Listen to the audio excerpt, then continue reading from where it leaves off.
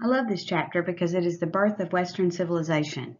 The world as we know it came from these Greeks that we will study in this chapter. And scholars have said that they reached a level of civilization that has not been reached since, because most of their artists and philosophers were not only the first, but they were the best in their respective fields. It was the end of the Persian Wars, where the Greeks had come together and to defeat a common enemy, the Persians. So it was a very optimistic time for the Greeks, and it's often called the Golden Age of Greece for that reason, and because of all the strides that were made in art, philosophy, theater, science, and also it was the triumph of the human spirit over the chaos of the natural world. Athens was the most important city, and two principles that guided the Athenians were order and balance. These principles were taught by Socrates, who said nothing too much. Today we would call it everything in moderation. But their whole world was about order and balance. And Socrates also said to know thyself. The Greeks believed that if you knew yourself, that you would avoid excesses in temperament, and so that would make for a better society, and it turned out to be true. One thing the Greeks did after the Persian Wars, they had all of the city-states come together and put in some money so that they would be prepared for the next war. So they took all this money and they put it on the island of Delos, and they called it the Delian League. And it started out well, but really it turned into a problem, and this time was not really a peaceful time for the Athenians because of all the internal strife over the Delian League. You know, you know how people do.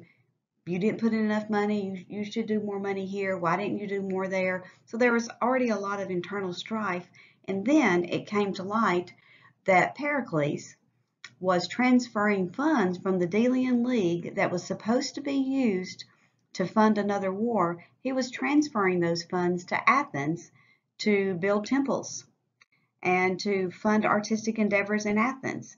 So obviously, all of the other city-states who had put in money into the Delian League got pretty angry. And of course, the angriest was Sparta, because there was always this natural competition between Athens and Sparta. And so this led to the Peloponnesian War. It was called the Peloponnesian War because it took place on the Peloponnesia, which is the southern part of Greece. And it was primarily between Sparta and Athens.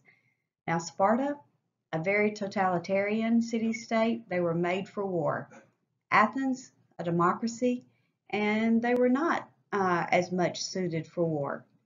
But this war went on for many years, as you see, and surprisingly enough, Athens won. I mean, Athens was winning for quite a long time under Pericles, who was the general who led the Athenian army.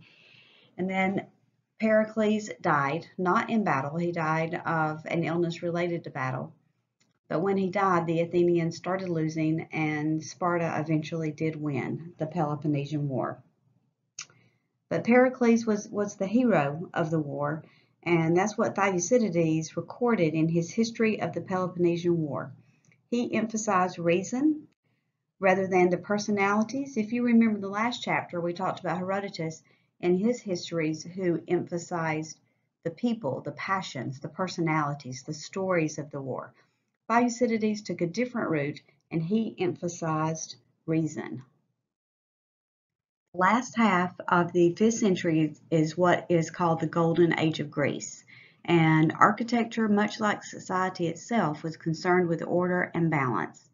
You see here this temple that is concerned with proportion and interrelationship, and it's the Temple of Zeus at Olympia. Of course, all of the temples were built to honor a particular god or goddess, and Zeus, as the head god, had quite a few temples built to honor him. And this temple is considered the first great artistic achievement after the Persian Wars. So this would have been before the Peloponnesian War that we were just talking about. And there's a switch now to human achievement over divine will. Because think about it, they have just defeated the Persians. So they have shown what they can do by their own achievement, by the humans' achievement, without the gods and goddesses involved. Whereas before, I mean, it was all about the gods and goddesses. And we see this gradual shift throughout this whole 5th century of not as much focus on the gods and goddesses. Like we saw back in the Iliad and the Odyssey in the last chapter, there was so much focus on the gods and goddesses. Now, not as much. There is a switch to what humans can achieve. The Acropolis is a large outcropping of rock above the city of Athens. And as I mentioned earlier, it was planned by Pericles. Remember, he took the money from the Delian League to fund these projects on the Acropolis. And of course, that caused the Peloponnesian War. It is several different buildings. There are only 7 that are still existing, and it is considered the supreme expression of classical ideals. Now, the word classical, that means the golden age of Greece. So we're talking about, whenever I say classical architecture or classical literature, that means specifically from this time period. And these buildings combined are considered the best example of classical architectural ideals. On this slide, you see the Acropolis. The large building in the foreground that you see there is the Parthenon, and we'll talk quite a bit about the Parthenon. And then you see just, ruins of the other buildings that are around the Parthenon. Here is a close-up of the ruins of the Parthenon. Note in particular the columns. We'll be talking about those, and the architrave and the frieze above that. Look how long it took to build. It took about 15 years. You see, from 447 to 432 BC. The Parthenon was the first building constructed on the Acropolis, and the architects were Ictinus and Callicrates. You'll notice that it is primarily a Doric temple. So it has those strong columns that, they are built, they're larger, and they don't have the base, all the things we talked about in the last chapter. And so it connotes strength. This temple was built to honor Athena, and the name comes from Parthenos, Parthenos, which means virgin in Greek, because Athena was known as the virgin goddess because she never married. As noted, it did take 15 years to build, and what is so amazing about it is those Doric columns are so mathematically precise that they, if stretched out completely, then they would just tilt ever so slightly, and they would eventually move together at like 2 miles up in the sky. And that's done so that they could get in the most light. And it's just amazing that they were able to do something that is so mathematically precise. Also, the floor is convex, and so this helped with the weather as well. And all of this shows the classical idea for order. On the architrave of the Parthenon, there is a frieze. It's Ionic. It's an Ionic frieze on a primarily Doric building. But that frieze we'll be talking a good bit about because it is a great treasure of Greek art. We have the full 3D sculptures, so high relief carving, and the statues there are significant. They're both natural and idealistic. In the middle of the Parthenon stood a statue of Athena. Here is a recreation of it from the Parthenon. The whole thing is recreated in Nashville, if any of you are there and want to do that for your cultural report. But you see that she's a figure completely in gold. She was the warrior goddess, so you see her shield and her spear. You notice in her hand she has Nike, who is the goddess of victory. So a very valuable statue. It was long ago stolen, but this is a recreation of what would have been in the center of the temple. Here is a sample of what you would see on the Parthenon frieze. This is the Ionic frieze that runs around the perimeter of the entire building, and it depicts various classical images from Greek mythology, and some say from a festival that took place every 4 years in Greece, and it's one of the greatest treasures of classical art. You also have the triglyphs and the metopes, and the metopes are more fully developed figures from Greek mythology again. And then even on the pediments, you have high relief carving, so fully formed sculptures And there are pictures of this in your book on page 85, the fully formed sculptures of the three goddesses, which I have seen. They were on loan at the Metropolitan in New York City from the British Museum in London. And it really is amazing when you see them in person because they are huge. And you think, how large is this building to be able to support these huge statues? Interesting story about all of these is that there was a British man, Elgin, who decided that England should have them. So in the 1800s, so he took them. He loaded them up in his ships and took them back to England. Some of them made them. Some of his ships sank because they were so heavy, but some of them made them there, and that's why so much of the frieze and of the statues and all from the Parthenon are in the British Museum in London. Well, Athens has decided they want them back, that they really belong to the country of Greece. So there's a legal dispute that is ongoing between London and Athens about who gets to have all these figures from the Parthenon. Pretty interesting story if you want to look it up. Another building on the Acropolis is the Erechtheum. The Erechtheum is an Ionic temple, so it has more graceful, elegant columns. It also took 15 years to build. And this temple was a monument to several different gods. And so it had several different entrances to honor all of the different gods. So it was much more complicated than the Parthenon. And notice that the final monument on the temple was just completed 2 years before the fall of Athens in the Peloponnesian War. It is particularly known for the Porch of the Maidens, and you will see that on the next slide. The roof rests here on the Porch of the Maidens. You can see that because each of the columns is in the form of a young maiden, and that is called a caryatid, C-A-R-Y-A-T-I-D, which is a statue of a young woman. The most complete attempt to conceal the structural functions of a column behind its form. So it's kind of interesting that, you know, instead of just building columns, they built maidens, and that is the most significant factor of the Erechtheum.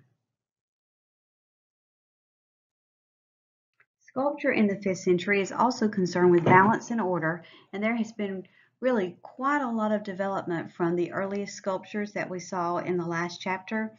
We see a lot more realism, we see a lot more movement in the sculpture. So just look back in your book at those earliest Greek sculptures and you'll see the difference here.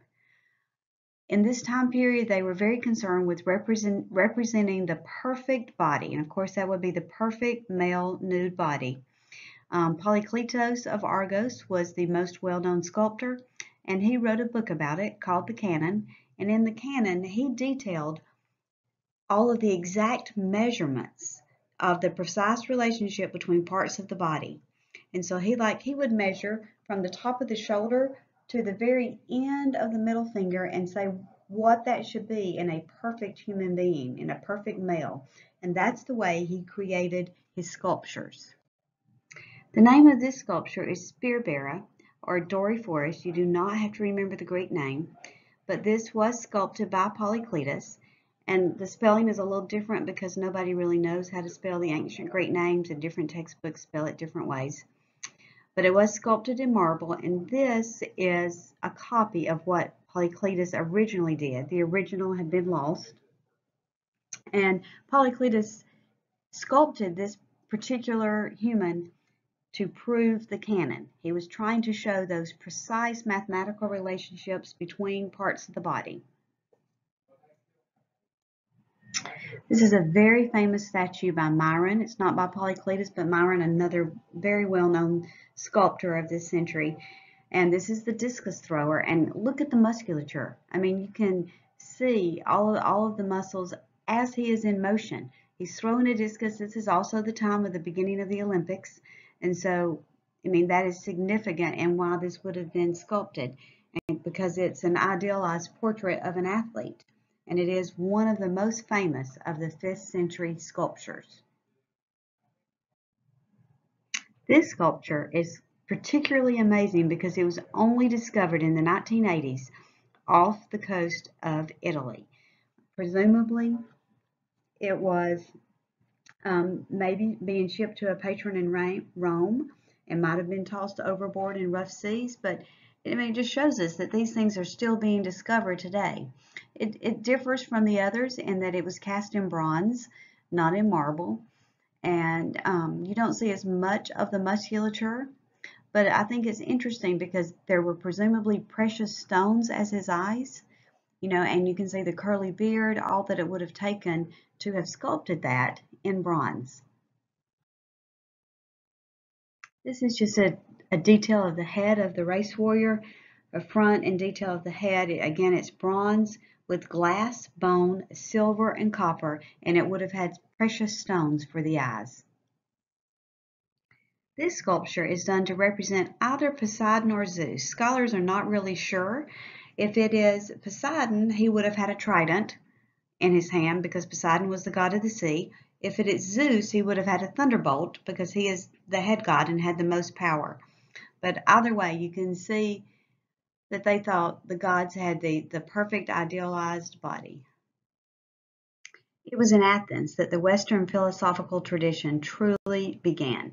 I'm sure you all have heard of the names of Socrates, Plato, and Aristotle, and these are the three that we will focus on, though to truly understand them, you have to understand the sophist.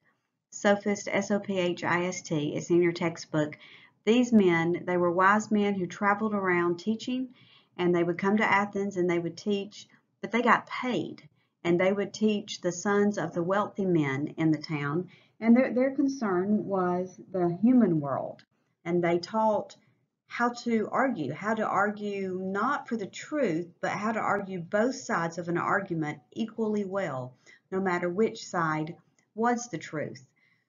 And Socrates was pretty opposed to the sophist. And so that's where he gained his fame, was opposing those sophists in the agora, the open marketplace, where he would argue with them. And he also was opposed to them because they charged. And he didn't think it was fair that only the wealthy could be educated. So Socrates did not charge anything for any of his instruction. Socrates liked to say about himself that he was a midwife to ideas. His mother was a midwife, and so he coined that phrase that he liked to give birth to ideas. As I mentioned earlier, he did argue with the sophist, and he did question what they said. He wanted people to think and think for themselves. His method has come to be known as the Socratic method because what he did, he would ask a question, and when he would get an answer, then he would ask another question. He would get an answer, he would ask another question. So he said in this manner, he was going deeper and deeper in searching for the truth. And he had a commitment to always teach people to search for the truth, no matter what people around you said. So he clashed with the city fathers, with this, like today we would call the city council, because maybe they were doing some things that weren't exactly right, but nobody would question them. Well, Socrates would question them. And as I mentioned on the first slide of this chapter, his mantra was know thyself. And he tried to teach people that they really needed to know themselves and know others. Well, the wealthy, the people in authority, did not like Socrates. And so he was eventually charged with impiety, which means not believing in the gods, which he proved that was untrue. And he was charged with corrupting the youth because they didn't like his teachings. So he was brought for a trial before the democracy of Athens. Now keep in mind that the only people who were there were landholding, so wealthy, Greeks who were born in Greece and who were men. So it was before this group that he was brought to basically defend himself. He wrote the Apology of Socrates, which is his defense against this charge of impiety and corrupting the youth. Did a brilliant job. We will talk about this piece of literature in class. But eventually he did lose. He lost by a slim margin did he lose the vote, and so he was executed with hemlock in 399 BC. Plato was a student of Socrates. He was the one who wrote down Socrates' teaching. He wrote about Socrates' life and teachings. He wrote the dialogues about Socrates' views and methods, and then he was the one who wrote the Apology about his trial. He was present at the trial and he kept notes, and so then later he wrote down what Socrates had argued in his own defense at that trial. He founded the Academy, which is the first university in the world, so you need to remember that. And Plato is particularly known for his theory of forms. It's interesting because he believed that there was a higher dimension of existence, that there are perfect forms for those things that we see around us. Like we see trees, but there are perfect trees in another existence, in another universe. And what we see is simply a mere reflection of what is the perfection. And he thought in order to get there, we had to live a very authoritarian type of lifestyle, that he had all these rules that people needed to live by in order to be able to see or recognize these perfect forms, that it was only through contemplation and through striving for a perfect society that we could reach this perfect world. And that was a pretty controversial view of his that his disciple would refute. Aristotle was Plato's pupil, and he founded the Lyceum, which is the second university in the world. And he loved Plato, but he also criticized him. So in his work called Metaphysics, he disagreed with the theory of forms. He said that perfect forms are around us, that we don't have to get to another existence to see these perfect forms, that we don't have to try to remember them through contemplation and through having a perfect society. So he disagreed with his mentor in that. And then he wrote the Poetics, which is a very important piece of literature for English majors, because in it he talks about the perfect pieces of literature. He talks about what would be a perfect epic poem, what will be a perfect tragedy. And there, he is referenced today. Shakespeare relied on him heavily. One of the things that he is known for is his definition of tragedy. So if you've studied maybe in English 1102 about the tragic hero who has a tragic flaw or hamartia, and who falls and then it becomes a better man or a better woman because of that fall and learning something about himself, then you probably learned about Aristotle and his book Poetics. He also said that a good tragedy would produce a catharsis, that it would produce a purging of your emotion, almost physical. And there was some debate really over whether it was a physical purging or an emotional. But most believe it was an emotional purging, and that's what a good tragedy should do. So we will talk about the tragedies in a few minutes, and so keep in mind Aristotle's definition of the tragedy. Remembering from last chapter, music was very important to the Greeks. They said that it had an ethical component and it caused people to act in certain ways. So the ethos of music was extremely important to the Greeks. And then they are the ones who established the numerical relationship. They came up with the octave, with the 8 notes that we still use today, the octave. They also came up with the tetrachord and with harmony. Tetrachord, the group of 4 notes, the 2 outer that are 4 notes apart, and harmony, which literally means joining together. Remember that Pythagoras was the one who came up with this numerical relationship. And he was associated with Aristotle, and so they worked together to show that music showed proportions of the cosmos.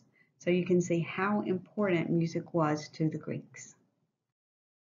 The Golden Age of Greece also gave us great drama, though drama had begun earlier than that.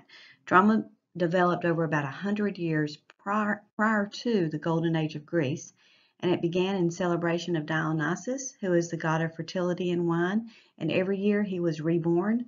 And so there was a celebration to honor that rebirth. And they chanted dithyrambs, a choral chant made in honor of a god, around the statue of Dionysus in his temple. And so over this time period, as they were having these celebrations, one day a man named Thespis stepped out and spoke alone, called a soliloquy. So he did a soliloquy, and that he was considered the first actor as he spoke, because then another one was added to speak to him, and so then we have a dialogue, and then another, and so that was the beginning of drama. What they did during this time period, they had contests to see who had the best plays. It was called the Great or City Dionysia for those celebrations that were held in the city of Athens, and the Rural Dionysia for those that were held out in the countryside. And at the Dionysia, obviously in honor of Dionysus, they would present their plays. You had to have 3 tragedies plus the satyr play presented on the same day by each playwright.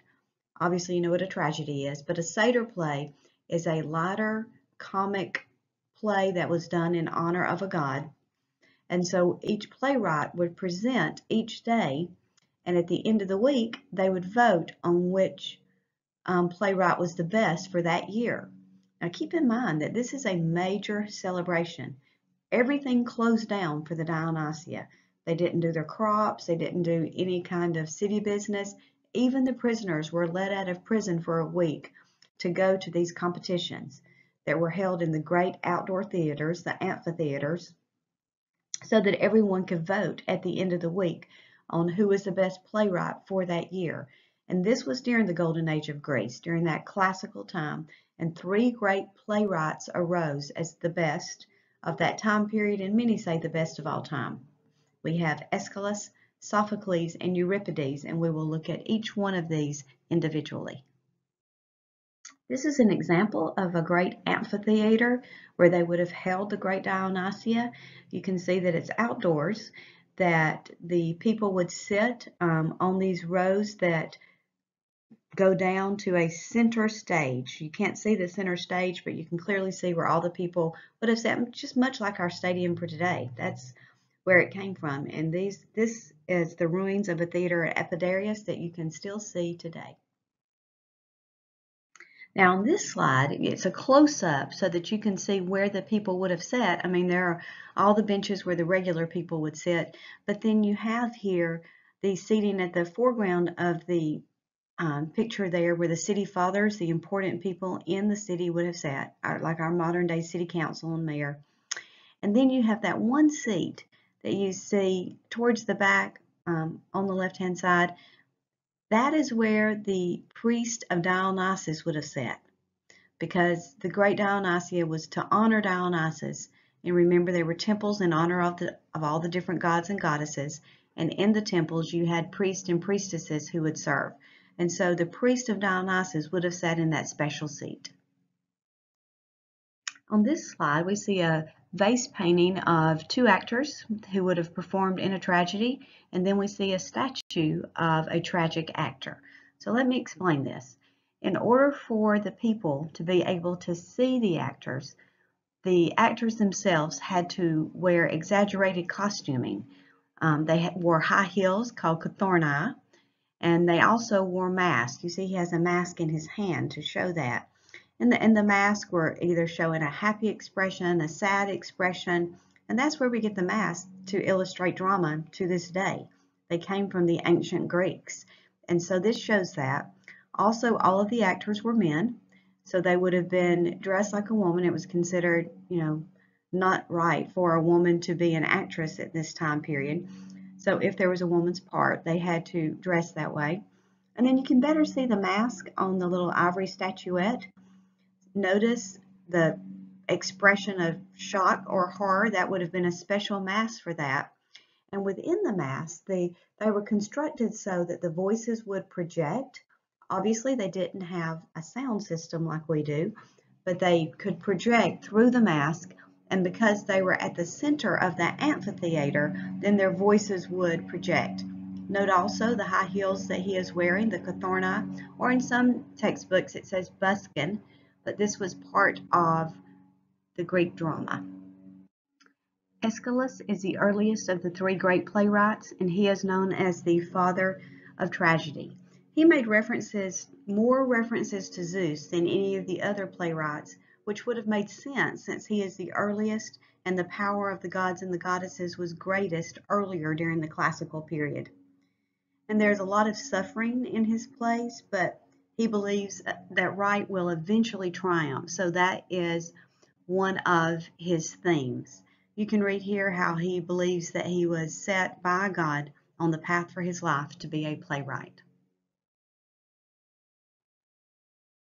Aeschylus wrote the Oresteia trilogy, which is the only complete trilogy to survive from the classical period. It did win first prize at the Dionysia in 458 BCE, and the trilogy is composed of Agamemnon, the Libation Bearers, and the Eumenides.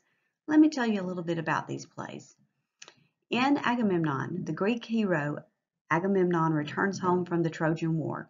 And when he returns home, his wife Clytemnestra is waiting for him, and she is very angry because Agamemnon sacrificed their daughter Iphigenia so that he could get good winds to sail to Troy. So when he returns home, Clytemnestra and her lover Aegisthus murder him in cold blood. That's the end of that play.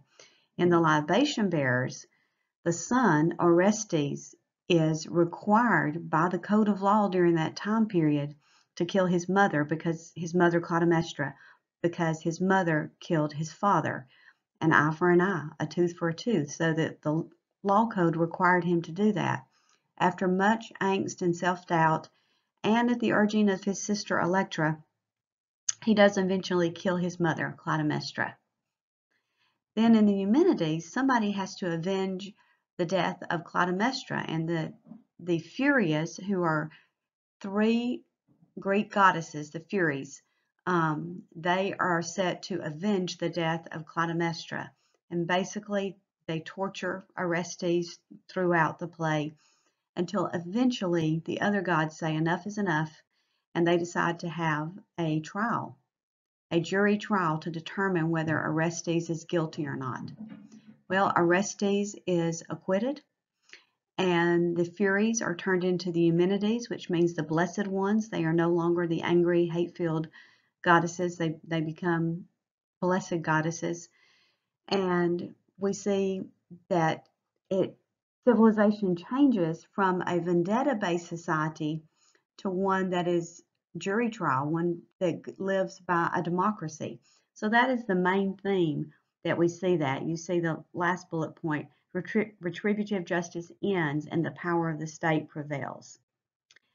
Aeschylus is also known for introducing the second actor. He did show a deep awareness of human weakness and showed that evolution of justice. Sophocles is the most prosperous and the most successful of the three great Greek playwrights. He wrote 123 plays, but only 7 have survived to this day. He won the first prize most often in the Great Dionysia. He is known for his intense characterization, and he is more traditionally religious than some of the other playwrights. You can read a little bit about his life here and see that he always knew that he was going to be a playwright. Sophocles' most famous plays were Antigone and Oedipus the King. In Antigone, he addresses the theme of state versus personal laws. Should one go against the state laws to do what one knows is right personally for yourself? And that theme is explored. And then Oedipus the King was part of a trilogy all about Oedipus. And the whole theme is fate, free will versus predestination. Was the life of Oedipus predetermined by the gods? Did he have a choice in what he did? Because he did not know who he was, and so he did not know who his parents were, and so he inadvertently killed his father and married his mother. Now, was that his choice or was it the God's choice? And that issue is explored during those 3 plays, Of the most famous is Oedipus the King, the middle one. And then Oedipus at Colonus concludes his life with furthering that question and determining, did he have a good life because of what happened to him as a young man. Sophocles is also known for introducing the third actor so that you could have more conflict on the stage. He fixed the chorus at 15. I haven't talked about the chorus yet, but the chorus was a significant part of Greek drama. It was basically like a choir, and they would chant, not really sing, but chant and kind of sway, not really dance, and correspond with the lead actor. They would give the background information, they would comment on what was happening in the play. There's nothing really in our modern day play to equate with that. When they tried to reintroduce Greek drama, what it turned into was opera because of that musical element that's so unique just to Greek drama. But Sophocles did reduce the size of the chorus to just 15 people. He emphasized individual characters. He has complex characters with psychological themes and the themes of suffering and self-recognition. So when you look at those bullet points, you can see why his plays are still so popular today. They cross all fields, not just literature, but you see it in psychology, philosophy, history. Oedipus is a very famous play that I hope you have read at some point, but we will talk more about it in class. Euripides is our third great Greek playwright, and he differs a little bit from the other two. He was a little bit later. He did not win the Great Dionysia nearly as often as the other two. Only won 5 times, and the 5th was not awarded until after his death. And while the other two affirmed the validity of the gods, Euripides shows a skepticism of the gods and goddesses, which was what was going on in the time period, but it was not politically correct to say so. So Aeschylus and Sophocles did not say so, but Euripides did. He shows this skepticism of the gods in his plays, and he also shows a denial of reason. He showed that how emotions overpowered reason, which the other two did not as well. So he goes against political correctness in most of his plays, and that caused him not to win nearly as often. Euripides' most famous plays were Medea and Phaedra. In both of these plays, a woman was the hero, which goes against the culture. It's the heroic age in which men are always the heroes and they win battles. So we have women and they're not in battle. As a matter of fact, Euripides was a pacifist. In a very warlike culture, he is against war, which is unusual. He has sympathy for women, unusual. He is showing the weariness and disillusionment of the Greek culture at this time period. You know, they've just endured the Peloponnesian Wars, and things are not going as well for the Greeks as they were, and he shows that. In Medea and Phaedra, both of these women are vengeful, hateful women who are doing the wrong thing, and so that also goes against the culture because we don't have right. It does not end with that all is made right. Medea, a vengeful woman who kills her children because she's mad at her husband, and Phaedra, who has an affair with her stepson, who causes all kinds of problems. So it is a different kind of play. Euripides is particularly known for beginning the Deus Ex Machina, which means machine of the gods. His plays don't end with everything coming together and a resolution that we would consider to be right. They end with a supernatural force saving the day, thus the machine of the gods. The gods come in and save the day for the major characters, and that has become known as Deus Ex Machina. There were not nearly as many comedies as there were tragedies in classical Greece, and all of the extant or surviving comedies all belong to one man, Aristophanes. And so he is considered the best of the comic writers, and his plays are really good, and so that works. So let's talk a little bit about what he wrote.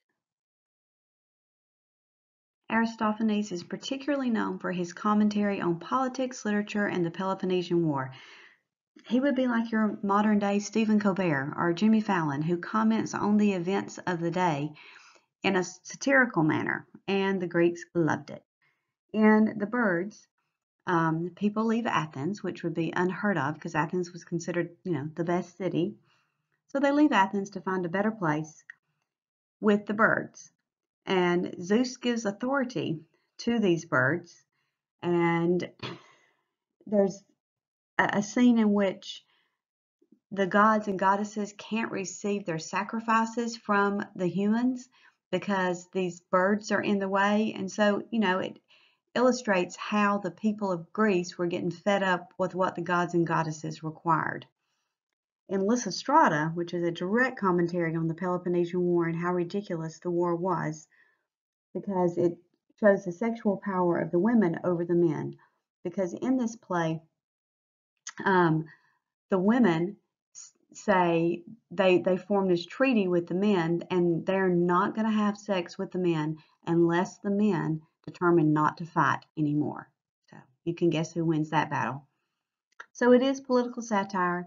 He has this idea of the happy idea, and the definition of that is something that is very farcical, something that is far-fetched, and it's solving problems with a fantastical, impossible solution. Now we move into talking about the late classical period, or the 4th century, and the mood is different in Athens. There's not that optimistic mood that we started this chapter with because Athens has been defeated. Idealism and heroism are replaced by realism and emotion. They're not as focused on the characteristics of the heroic age, of the ideal warrior, the ideal sculpture, because it's a more somber mood in the city. And then we have Praxiteles, Scopas, and Lysippus, who are our most famous sculptors of the day, and we will see some of the things they sculpted.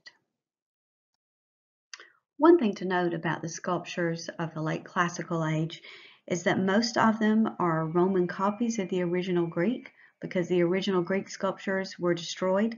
And so, but we do have these Roman copies to look at. This is Praxiteles, and this is Hermes with the infant Dionysus. Yes, that would be the same Dionysus around whom the origins of drama originated. And so we have Hermes here, who is a messenger of the gods. We see the gentle expression on his face as he looks at the infant Dionysus.